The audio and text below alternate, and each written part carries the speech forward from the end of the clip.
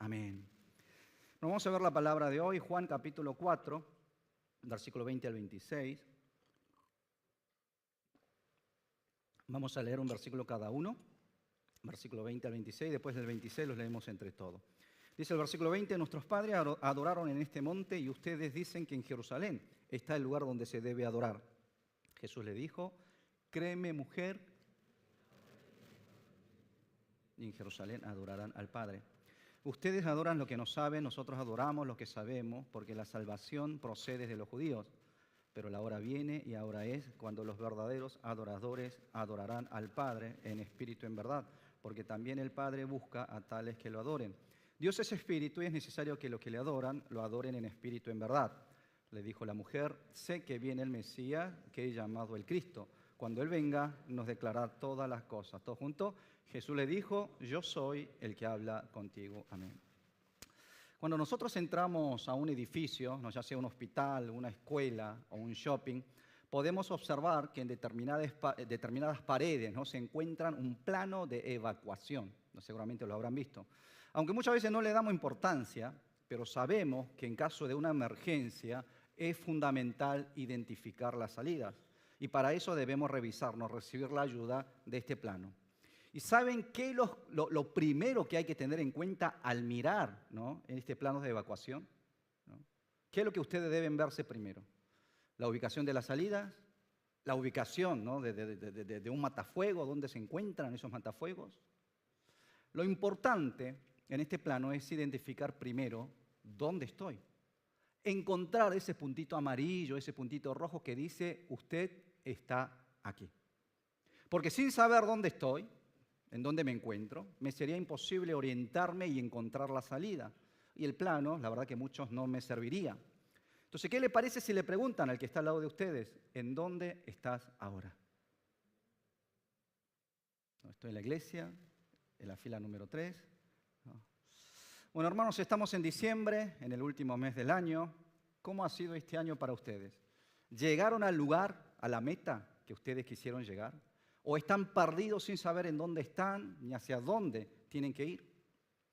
Al vivir como cristianos hay señales o hitos, podemos decir, que cumplen la función como el de planos de evacuación y nos indican si estamos yendo por el camino correcto o no. Uno de ellos es la palabra de Dios y el otro es la adoración. Mi relación con la palabra y mi relación con la adoración. Si amo y valoro la palabra de Dios y la adoración, entonces estoy en el camino correcto. Pero si la palabra y la adoración deja de importarme, entonces eso quiere decir, o es muy probable, que uno se encuentre perdido. Por eso la semana pasada hablamos sobre la importancia de leer la palabra, de meditar, ¿no?, en ella constantemente, adquirir un hábito para escuchar a Dios y obedecerle. Y hoy quisiera hablarles sobre el tema de la adoración. Estamos en la época del Mundial del Fútbol, ¿no? Hay una euforia en todo el planeta, la atención del mundo está puesta sobre Qatar.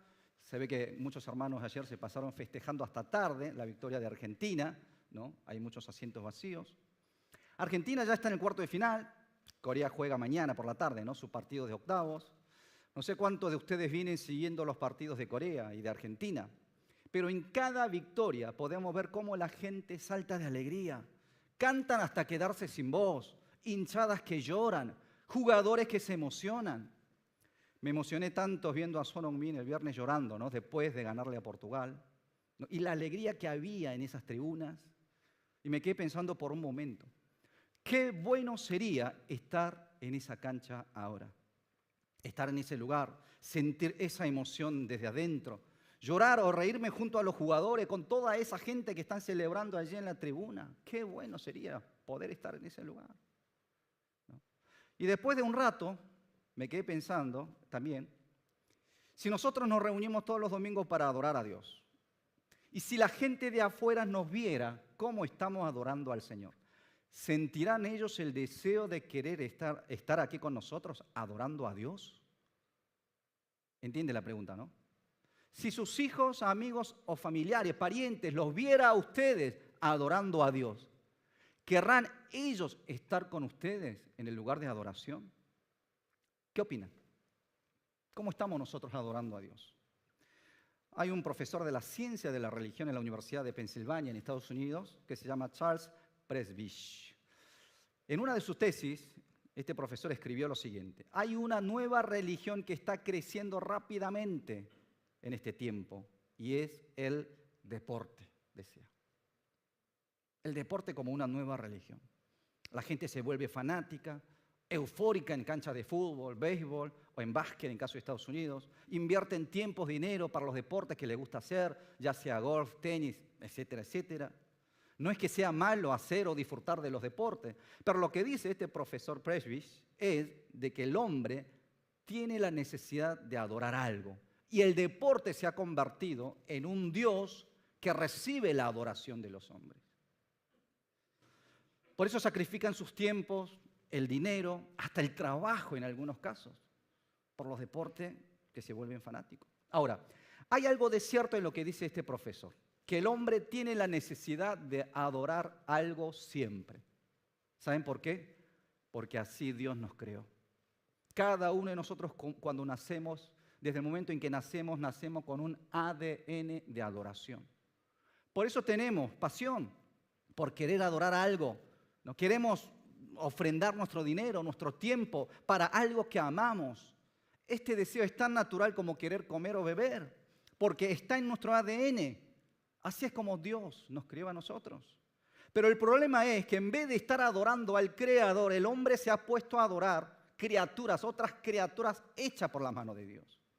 Sobre este problema del hombre dice lo siguiente en Romanos 1:23, dice: y cambiaron la gloria del Dios incorruptible por una imagen a la semejanza de hombre corruptible, de aves, de cuadrúpedos y de reptiles.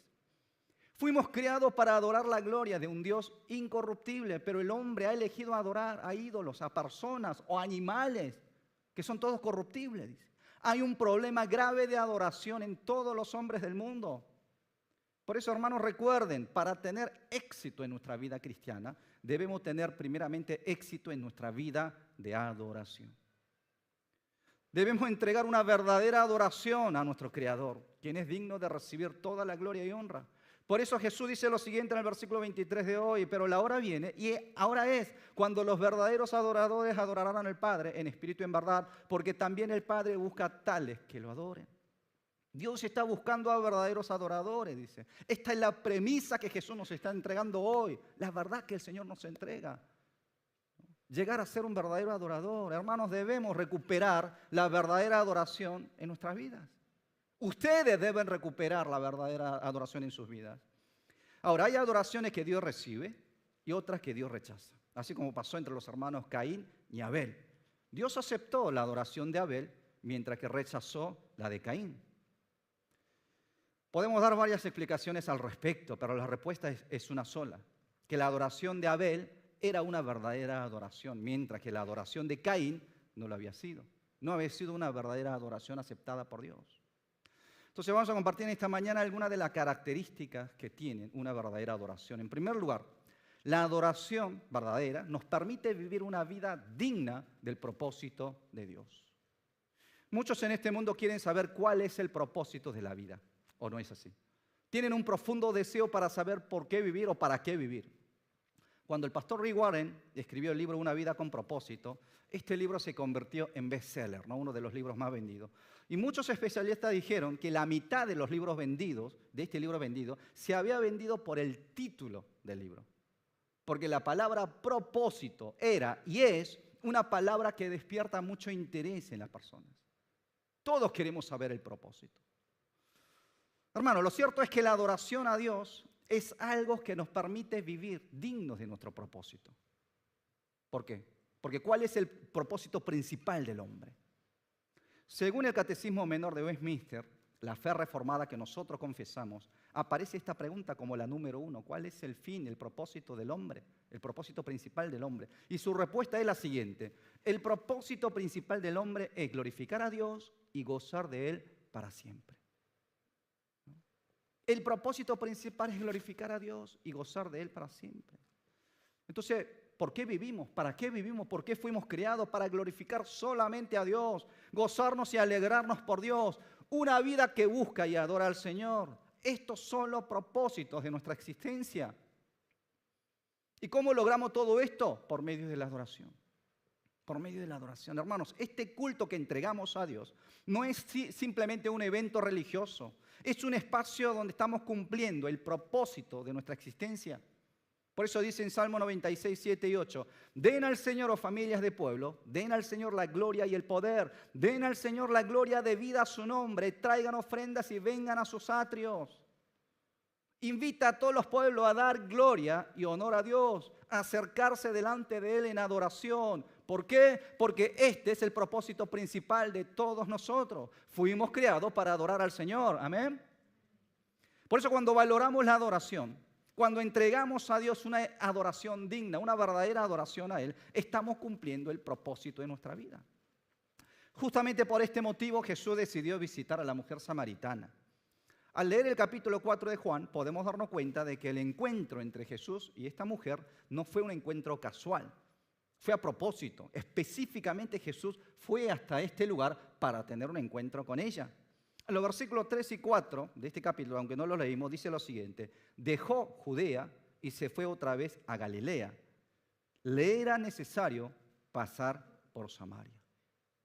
Le era necesario pasar por Samaria. Había una necesidad. Jesús tenía motivo, ¿no?, para pasar por ese lugar. Así como ustedes deben saber, los judíos no se trataban con los samaritanos, no era tal el aborrecimiento que tenían ellos hacia los samaritanos, que cuando desde Judá, que estaba ubicado en el sur, tenían que viajar hacia Galilea de norte, ellos daban toda la vuelta para no pasar por Samaria, que estaba en el medio. Pero ¿qué dice la palabra de hoy, ¿no?, sobre Jesús? Dice que Él decidió, tomó la iniciativa, voluntariamente está yendo hacia Samaria. ¿Por qué lo hace? Porque no había una verdadera adoración a Dios en ese lugar. Porque vivía una mujer sin propósito, perdida en medio de la oscuridad. Por eso, hermanos, cuando nosotros misionamos, ¿no?, salimos de viaje misionero, predicamos el Evangelio, ¿no?, lo hacemos por la misma razón. Hacia esos lugares donde la gente no conoce a Dios y no adora, no existe la adoración hacia el Señor, ¿no? Lo que hacemos justamente, vamos a ese lugar sumido por la oscuridad, para predicar del Evangelio, para que ellos descubran a Dios y se conviertan en adoradores de Dios. Por eso vamos hacia ese lugar, para restaurar la verdadera adoración hacia el Creador. Para eso misionamos. Ahora, seguramente ustedes habrán escuchado muchas prédicas sobre esta mujer samaritana, que había tenido 5 maridos y que el hombre con que estaba en ese momento no era su marido. Una vida bastante desordenada, con muchos problemas. Jesús conocía los problemas que ella tenía. Sin embargo, miren lo que hace Jesús con ella. No hace un trabajo de sanidad interior, no. Tampoco hace sesiones de terapia o de aconsejamiento. Tampoco un programa de discipulado. No se puso a debatir con ella sobre sus problemas. Simplemente entregó una palabra. Simplemente entregó una invitación a restaurar la verdadera adoración en su vida. Que se convierta en ese adorador, en esa adoradora que Dios estaba buscando. Hermanos, Dios está buscando a verdaderos adoradores que le adoren en espíritu y en verdad. Nosotros, ustedes, tenemos que ser ese adorador, esa adoradora. Eso es lo que Jesús le estaba diciendo a ella. Y esta invitación, hermano, terminó encendiendo una luz en la vida de esta mujer que vivía en medio de la oscuridad. Al restaurar la adoración, ella terminó restaurando su vida. Por medio de la adoración descubrió el propósito de Dios y pudo vivir ese propósito que Dios lo tenía para ella. Sus ojos espirituales le fueron abiertos. Reconoció a Jesús que estaba delante de ella como el Mesías, como el Cristo, el Salvador, que el mundo estaba esperando. Y cuando se entera de eso, ¿qué hace? Cuando descubre eso, ingresa a su pueblo y empieza a predicarle a la gente: me he encontrado con Cristo, he descubierto a Cristo. Una vida transformada, simplemente por una invitación a restaurar la verdadera adoración.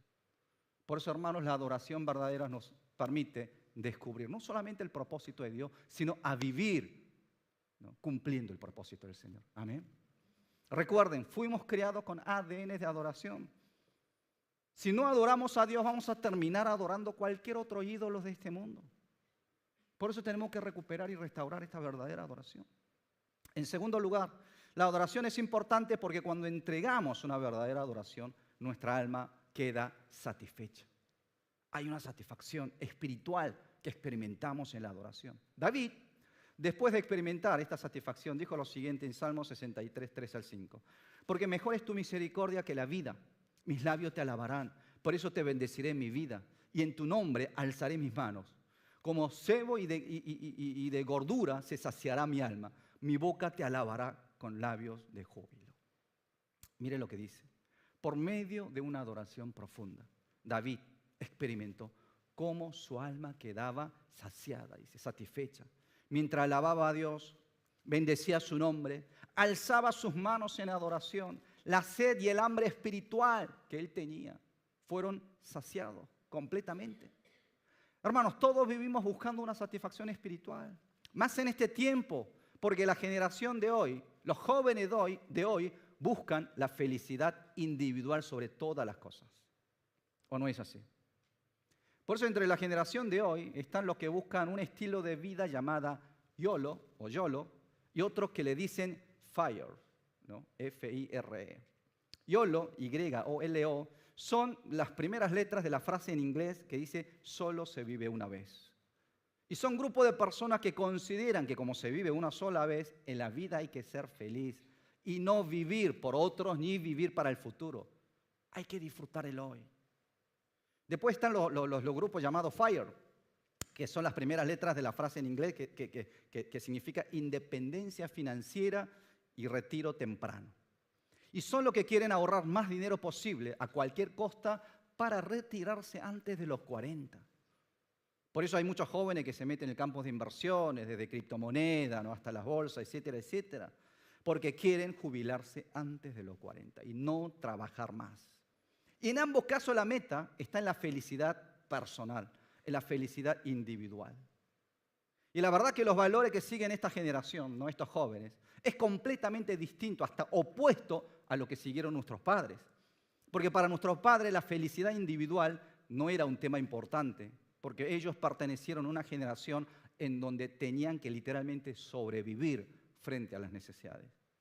Por eso para ellos lo importante era sacrificar sus propias vidas, sus aspiraciones, renunciar a sus deseos, para que la familia pudiera tener el pan diario y para que los hijos puedan estudiar y acceder a escalas sociales más altas.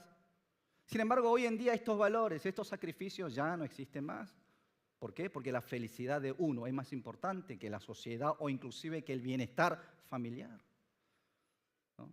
Por eso no importa los costos que haya que pagar mientras yo pueda ser feliz, mientras yo sea feliz. Pero hagámonos esta pregunta. ¿Podemos encontrar la verdadera felicidad en el mundo? ¿Puede uno ser feliz teniendo mucho dinero? ¿Puede el hombre producir o fabricar la felicidad? Ahí es donde se radica el problema. Porque el mundo no puede entregar la felicidad. Ni el hombre puede producir la felicidad tampoco. La felicidad que buscamos solo la podemos conseguir, hermanos, cuando nuestra sed y hambre espiritual son saciadas. Es por eso que Jesús nos enseña de la verdadera adoración. Porque solamente por medio de la adoración espiritual, cuando nos encontramos con Dios, cuando experimentamos ese encuentro con el Señor, allí nuestras almas pueden ser saciadas y encontrar la satisfacción en Dios. Jesús, antes de hablar de la adoración, habló primeramente de sí mismo ante la mujer samaritana. Y se presentó a sí mismo con estas palabras. Allí en Juan 4:14 dice, pero cualquiera que beba del agua que yo le daré, nunca más tendrá sed, sino que el agua que yo le daré será en él una fuente de agua que salte para la vida eterna. Está hablando de sí mismo. Hacia nosotros que sufrimos por esta sed continua en el mundo, Jesús nos dice que Él es una fuente de agua eterna. Y es en Él en donde nunca más volveremos a tener sed. Por eso, hermanos, no hay nada en este mundo que pueda saciar nuestra alma sino Cristo Jesús. De hecho, muchos lo intentaron, pero todos fallaron. Salomón es uno de ellos. Probó con todas las cosas que humanamente podía hacer, el placer, el poder, la riqueza, pero la conclusión al que él llega fue que todo eso fueron de vanidad, vanidades, no simplemente vanidad, solamente vanidad. Nada pudo quitar, saciar esa sed y esa hambre que él tenía. Entonces, ¿cómo estamos nosotros? ¿Cómo están ustedes? Todavía no pudieron resolver el tema de la sed en su alma. Todavía no tienen fe y esperanza en la salvación de Cristo. No tienen gozo ni alegría y sienten que Dios está lejos. Entonces háganse en esta pregunta. ¿Estoy entregando una verdadera adoración a Dios? ¿Soy ese adorador que Dios está buscando? ¿No necesito restaurar la adoración en mi vida? Hermanos, tienen que restaurar la verdadera adoración en ustedes y llegar a ser ese adorador que Dios está buscando. Entonces les puedo asegurar, van a experimentar el cumplimiento de la promesa de Dios y la sed que tienen será saciada por completo. Amén. En tercer lugar, es importante restaurar la integridad de la adoración. La integridad. Hermano, ¿qué es la adoración? ¿Qué es el culto? El culto es adorar a Dios en el lugar y en la hora designada por la iglesia siguiendo una orden establecida en el boletín. ¿Eso es adoración? ¿Eso es culto? ¿Qué opinan? Sí, la mitad sí, pero la mitad no.